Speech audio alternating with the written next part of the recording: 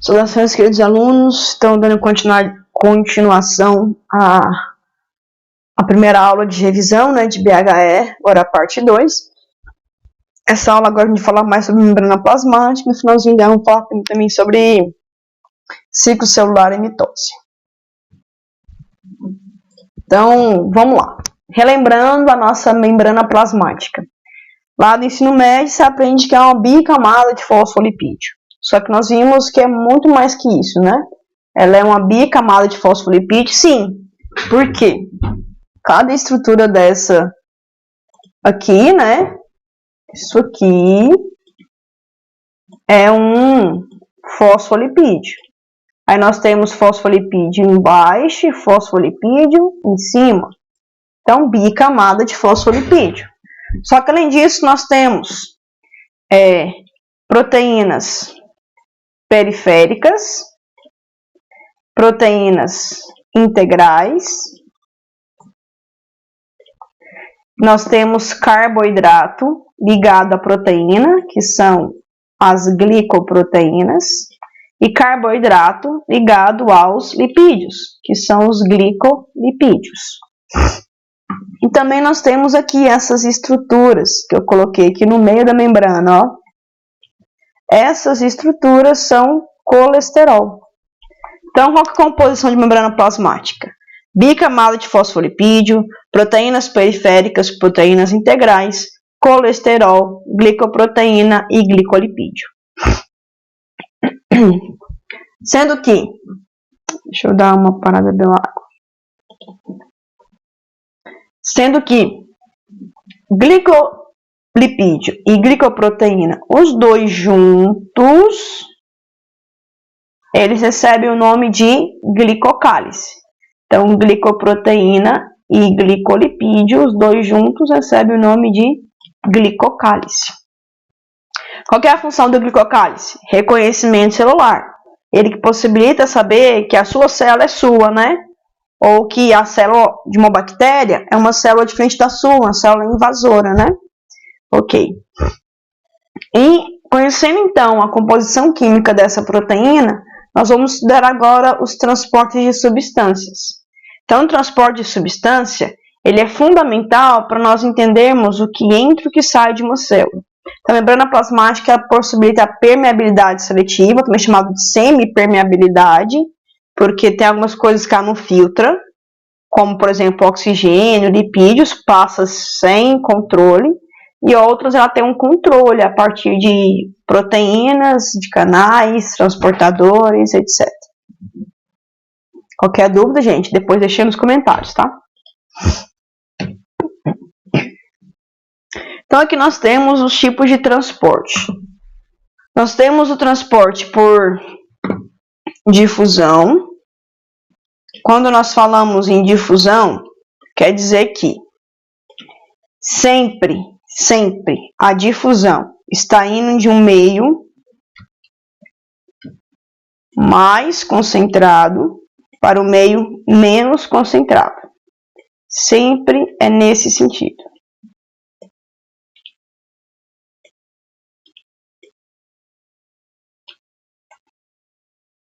Sempre nesse sentido.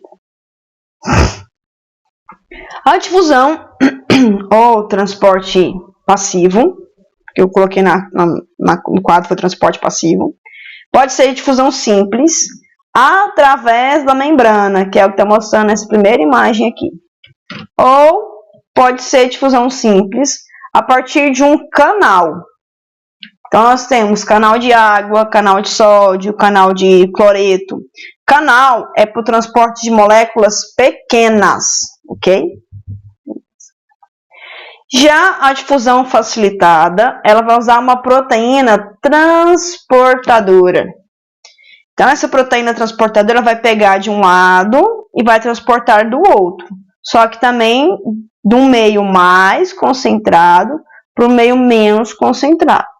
Agora, transporte ativo, vou mudar a cor aqui.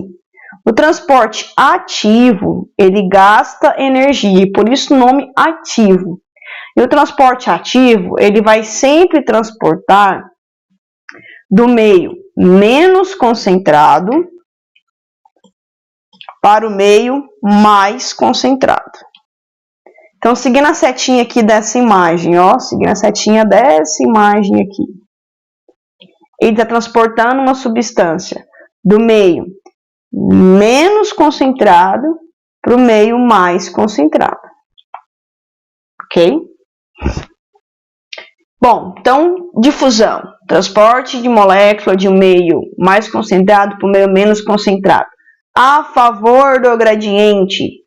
Pode ser pela membrana plasmática, pode ser por canais, ou pode ser por transportador. Se for por transportador, é difusão facilitada.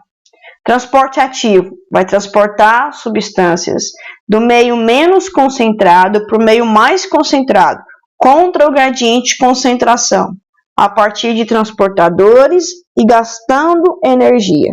Beleza, é isso aí. Então, aqui nós temos algumas imagens para ilustrar um pouco melhor, né? Então, a difusão passiva, quando o fármaco ele é hidrossolúvel, quer dizer que ele não se mistura, que ele se mistura com a água, né? Não se mistura com lipídio, e vai passar aqui por um canal ou um poro, né? É isso que está mostrando nessa imagem, canal ou um poro. Quando o fármaco for lipossolúvel, então, quando ele for também a mesma característica de um lipídio, né, ele passa pela própria membrana sem problema algum. Difusão facilitada vai usar um transportador, e essa é a palavrinha fundamental da difusão facilitada. Com isso ele chega no limite, né? O transporte ativo também usa um transportador, só que a principal característica é que vai de um meio menos concentrado. Olha aqui, tem 2 moléculas do fármaco de um lado e tem 6 do outro. Ele está transportando de fora para dentro. Então, transportando de um meio menos concentrado para o meio mais concentrado. Transporte ativo. E aqui nós temos transporte vesicular, que é a endocitose, né? Transporte vesicular e endocitose pode ser de 2 tipos, fagocitose ou pinocitose. Fagocitose são partículas grandes, como a gente viu lá no vídeo da ameba. E pinocitose, partículas pequenas. A ideia é a mesma, vai formar uma vesícula, e aqui nessa vesícula vai ter que se juntar aqui o lisossomo, liberar suas enzimas, para então digerir essa partícula. Ok?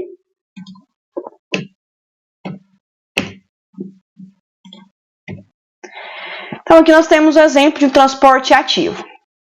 Bom, isso aqui a gente tem que lembrar algumas coisas, né? Primeiro, vamos falar sobre o sódio. Para falar sobre o sódio, eu vou usar a cor amarela.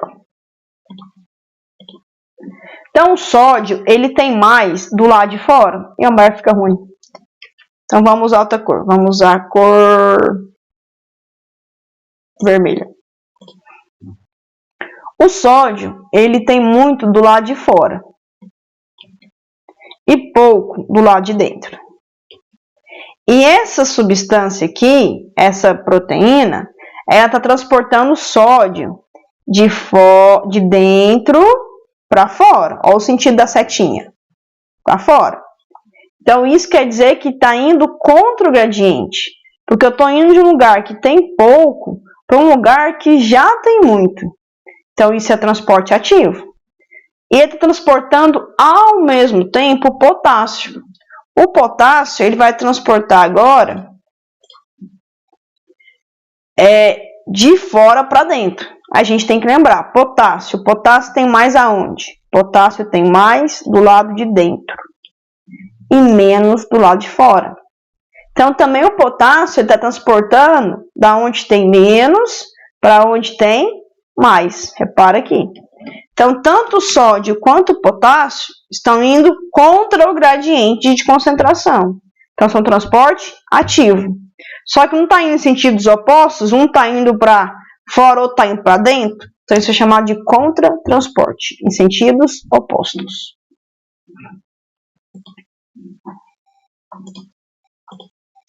E nós temos aqui um transporte ativo também, sódio e glicose, só que os dois ao mesmo tempo. Por isso mudou o nome agora, em vez de ser Contra-transporte agora é cotransporte. E aqui, o sódio tem mais do lado de fora e menos do lado de dentro. O sódio está indo de fora para dentro. Onde tem mais para onde tem menos. Está indo a favor do gradiente. Tá certo. Agora a glicose. A glicose tem mais do lado de dentro e menos do lado de fora. Então a glicose está indo contra o gradiente, né? Então nesse sentido eu estou acoplando. Uma molécula eu transporto a favor do gradiente, outra molécula eu transporto contra o gradiente. Então nesse sentido não gasta ATP, mas gasta a energia cinética da molécula. E os dois estão indo no mesmo sentido, cotransporte.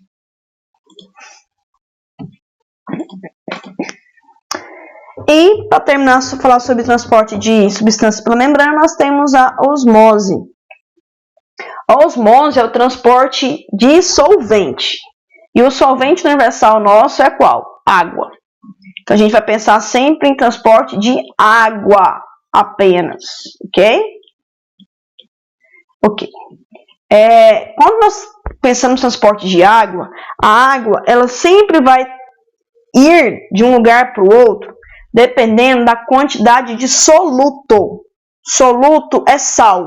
Então, ela depende da quantidade de sal. Aqui colocando como cloreto de sódio. Então, aqui, a bola azul é a água, a bola verde é o sódio e a bola amarela é o cloreto. Então, desse lado de cá, tem só água, né? Só moléculas de água. E desse lado de cá, nós já temos uma mistura, né? Vou até mudar a cor aqui. Nós temos uma mistura. Então, tem sódio, tem cloreto, tem água. Mas olha, repara, conta a quantidade de moléculas de água que tem desse lado verde aqui agora. Desse lado aqui. Bem menos, né? Então, desse lado aqui, ó, tem poucas moléculas de água. Desse lado tem muitas moléculas de água. Então, como que vai acontecer? A água vai sair daqui para cá. No sentido de chegar a um equilíbrio. De chegar ao máximo possível, diluir esse soluto aqui. Ok? Bom, para ficar melhor ilustrado aí, nós temos aqui duas animações. Mas eu quero primeiro que vocês foquem.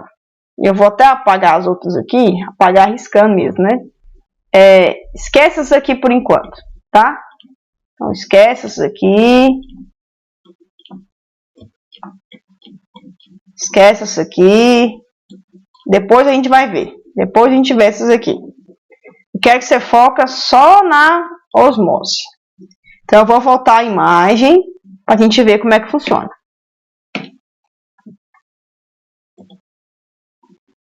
Olha, entrou água na hemácia até a hemácia se arrebentar e romper. Então, é um transporte de água. Não gasta energia. Transporte de solvente. Já aqui nós temos as outras imagens, né? Então, vamos focar primeiro aqui nesse transporte aqui. Transporte ativo.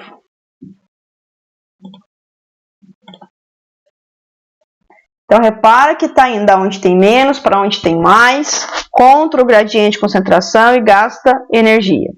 Ok. Agora vamos reparar outro.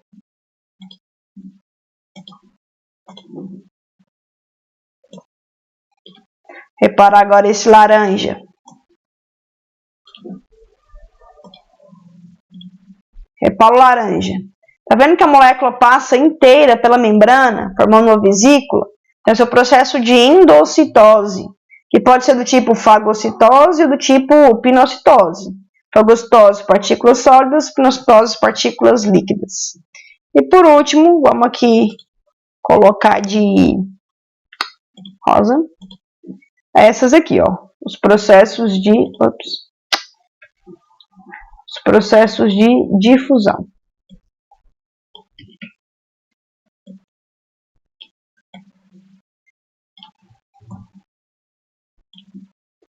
Então, vamos lá ver como que é a difusão.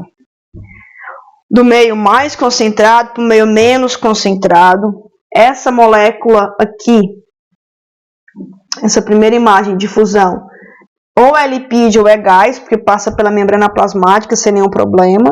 E o outro é uma difusão facilitada. Não, desculpa. É uma difusão facilitada ou para o canal, né? Porque não dá para ver nitidamente aí. Ok, espero que dê para entender. Então, a osmose, o que é importante é que nós temos solução isotônica, solução hipotônica, solução hipertônica. Para a enfermagem é fundamental e para a nutrição também. Porque quando a paciente está lá e ele teve um quadro de diarreia, adianta você só ingerir água? Não. Porque nós precisamos repor o que nós perdemos de eletrólito. Aí nós tomamos uma solução isotônica, ou soro fisiológico ou Gatorade. A água é uma solução hipotônica para a gente. Então vamos lá, solução isotônica. Tem a mesma proporção que as nossas células normais. Então aí na imagem foi esquematizada uma hemácia. Então aqui nós temos uma hemácia. No meio isotônico, a quantidade de água que entra é a mesma quantidade de água que sai. Então a célula fica normal. Já no meio hipotônico, o meio está menos concentrado que a célula. Então olha aqui, eu tenho uma molécula do lado de fora, de soluto, e 3 moléculas do lado de dentro. Então o lado de fora está menos concentrado que o lado de dentro. Então, para tentar chegar num equilíbrio, vai entrar água. Entra muita água. E dependendo da quantidade que esse meio tiver hipotônico, pode entrar tanta água que pode romper, como a gente viu na hemácia na imagem anterior. E agora a gente tem um meio hipertônico.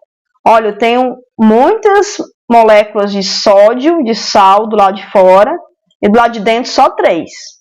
Então, quer dizer que do lado de fora está muito mais concentrado, tem um meio hipertônico. Então, para tentar chegar no equilíbrio, em vez de entrar água, vai perder água. A célula vai ficar murcha.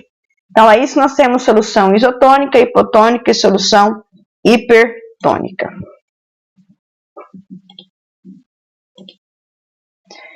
Tem um videozinho aqui que mostra rapidamente, né, como é feito isso. Eu vou adiantar porque eu quero ver aqui. Então, eu vou colocar uma hemácia em 3 lugares, né?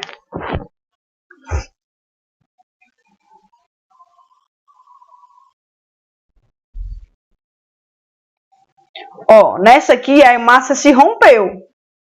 Se a hemácia se rompeu, vou até parar o vídeo. Se a hemácia se rompeu, quer dizer que esse meio rosa era o quê? Era uma solução isotônica, hipotônica ou hipertônica. Se a hemácia se rompeu, entrou tanta água de uma vez que a hemácia rompeu. Quer dizer que aquele meio rosa aqui é uma solução hipotônica.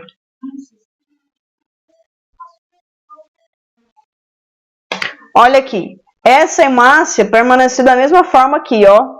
Deixa eu desenhar. Essa hemácia permaneceu igual aqui. Então, quer dizer que houve alteração? Não, não houve. Se não houve alteração, esse meio azul só pode ser qual meio? Só pode ser o meio isotônico. E por último,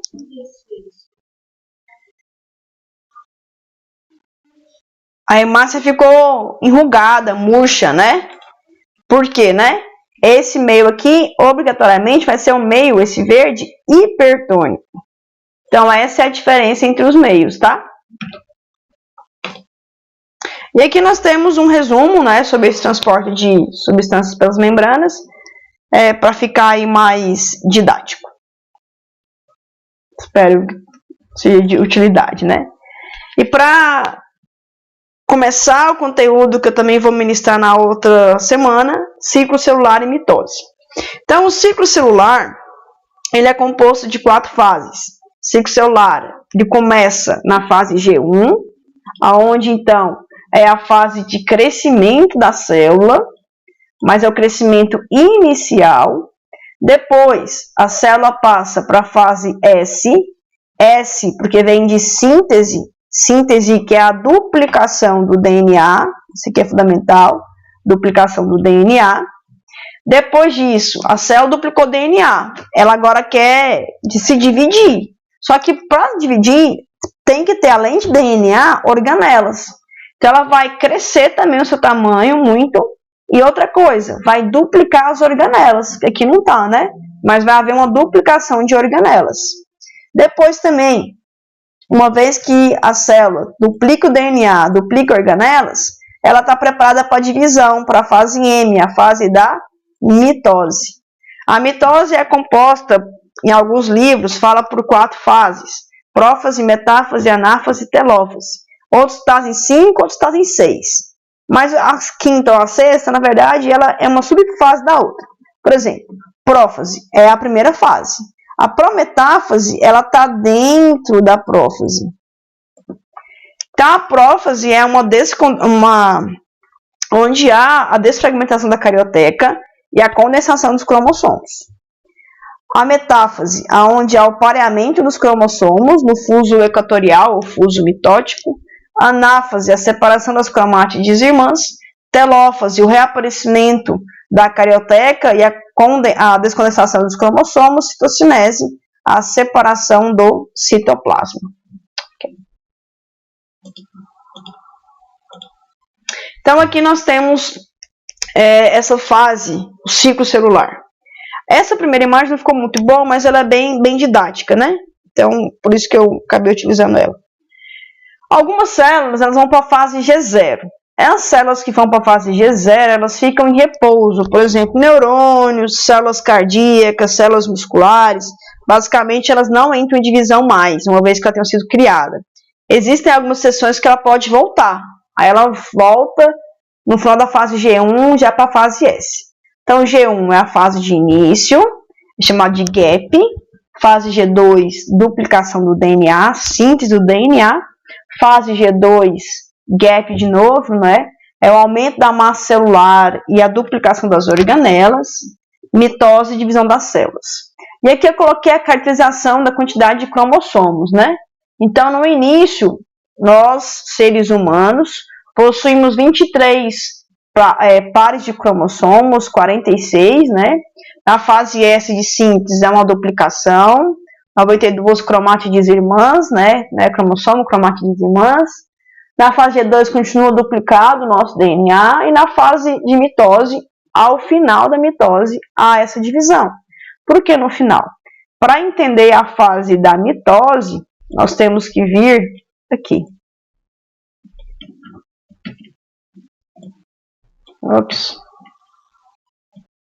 Para entender, então, a fase da mitose, nós temos que vir aqui.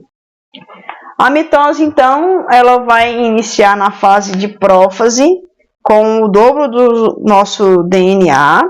E a prófase, então, a desfragmentação da carioteca. Olha aqui, a carioteca aqui, bonitinha, linda, maravilhosa, com os poros. E aqui já há uma desfragmentação da carioteca. Então, principal característica, desfragmentação da carioteca. E condensação dos cromossomos. Tá vendo que o cromossomo está todo disperso, misturado? Aqui já estão todos formados em fitas, cromossomos condensados. Esses cromossomos, então, eles vão se juntar nas cromátides irmãs e vão ficar todos alinhados no mesmo fuso. Isso aqui é chamado de fuso mitótico, ou também chamado de fuso equatorial, porque igual ao nosso planeta Terra, nós temos uma linha imaginária dividindo no meio. Esse aqui seria o fuso mitótico, dividindo no meio também. A anáfase começa a separação das cromátides irmãs para polos opostos, vai metade para um lado, metade para o outro. No fim da anáfase, por isso que estão os dois, então a anáfase começa com 92 cromátides irmãs, cromossomos, e no fim dela, vai para 23 pares de cromossomos, 46 cromátides irmãs. E na telófase, esses cromossomos já estão completamente separados. Há de novo aqui, ó, a formação da carioteca, ela está se formando aqui, e a descondensação dos cromossomos. E a última fase aqui é a citocinese. Bom, se a gente olhar esse slide aqui e o slide anterior, no slide anterior coloca, né, citocinese. Citocinese é a divisão do citoplasma, tá? E aqui a prófase seria apenas a condensação dos cromossomos e a prometáfase seria a desfragmentação da carioteca. Então aqui nós temos uma animaçãozinha mostrando esse ciclo, né? Então, a mitose aí se dividiu em duas células iguais. Vamos ver se ela repete. Então, G1, início, né? A célula cresceu de tamanho. Na fase S, ela vai sintetizar, então, o DNA. Na fase G2, ela aumenta de tamanho e duplica as organelas. Para na fase da mitose, ela dividir, né? A mitose, então, nós podemos classificar ela nessas fases, né? Prófase, prometáfase, metáfase, anáfase, telófase e mitose concluída. E a principal característica é que uma célula-mãe produzirá duas células-filhas, idênticas à célula-mãe e idênticas entre elas. Então, aqui nós temos estágios da mitose. Primeiro, aí, a prófase, metáfase, anáfase, telófase. Vamos acompanhar de novo. Prófase, a desfragmentação da carioteca, condensação dos cromossomos, e já é citocinese. Né?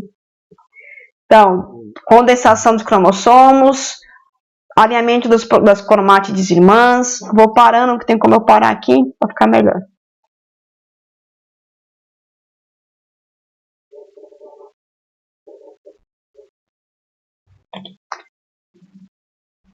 Então, vamos lá.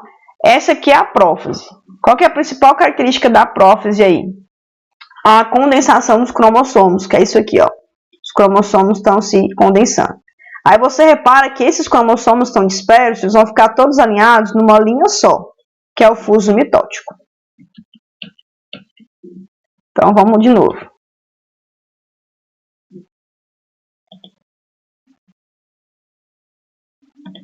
Aí a metáfase, né?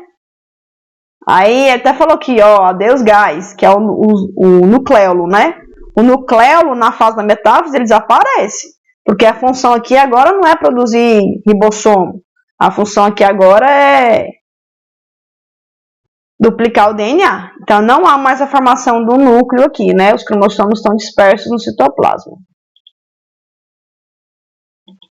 Aí aqui na anáfase, olha, as cromátides irmãs, elas estavam todas juntinhas, né? Estavam formando um xizinho, não estava? Agora vai cada um para um lado. Um para um lado, outro para o outro. Por isso que eu falei que os centríolos, que são esses aqui, ó, eles estão em polos opostos. No caso desse desenho, tá, né, no lateral, mas pode ser em cima e embaixo também. Então, agora a gente vai ver a próxima fase, que é a fase da telófase.